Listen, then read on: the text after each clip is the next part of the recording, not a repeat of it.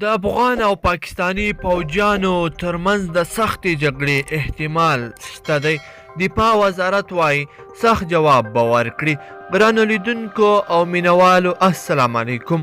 له تېرې یوې اونۍ راهیسې د کلام سیمه کې وروسته له هغې حالات ترنګلي شول چې پاکستاني لوري غوښتل د کرښې دې غاړې ته تاسیسات جوړ کړي او هدف یې دا و چې کونړ سیند ته ځان ورسوي او ځان ورته نږدې کړي، خو افغان ځواکونو یې مخنیوی وکړ او سخته جګړه وشوه چې 12 پاکستاني سرتیري پکې هلاک او یو افغان سرتیری پکې ټپي شو. وروسته بیا پاکستاني لوري د اوربند غوښتنه وکړه چې له دې سره جګړه ودرېده. وروسته ځینې داسې اوازې خپرې شوې چې ګواکې پاکستاني لوري له اوربند څخه په استفادې په تاسیساتو بیا کار روان کړی دی، خو وروسته حقیقت معلوم شو چې هیڅ کار نه دی شوی او پاکستاني ځواکونه له خپل اصلي ځای څخه هم شاته تللي دي.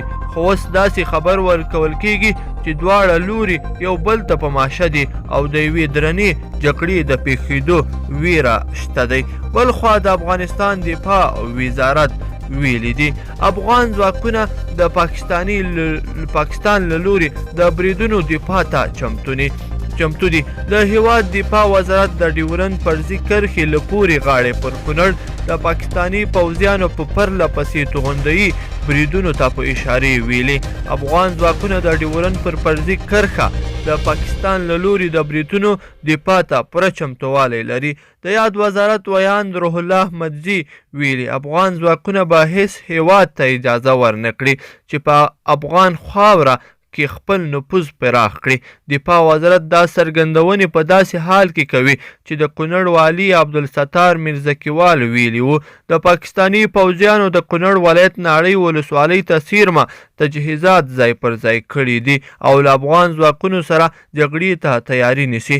د ویلو ده چې د کونړ په ناړۍ ولسوالۍ کې له څو ورځو را په دې خوا د افغان او پاکستاني پوځیانو ترمنځ د خال نښتو راپورونه هم ورکول کېږي او دغه راز ویل کېږي چې په یاد ولایت کې فرضي کرښې ته څیرمه د پاکستاني پوځیانو د راتوغول کېدونکو توغندیو له ویرې په زرګونه خلک کډه کولو ته اړ شوي دي. ګرانو مینوالو او کتونکو هیله ده چې دغه ویډیو مو خوښه شوې وي. که چیرې مو دغه ویډیو خوښه شوې وي در سره لایک کړئ او نورو دوستانو سره یې هم شریکه کړئ. مننه.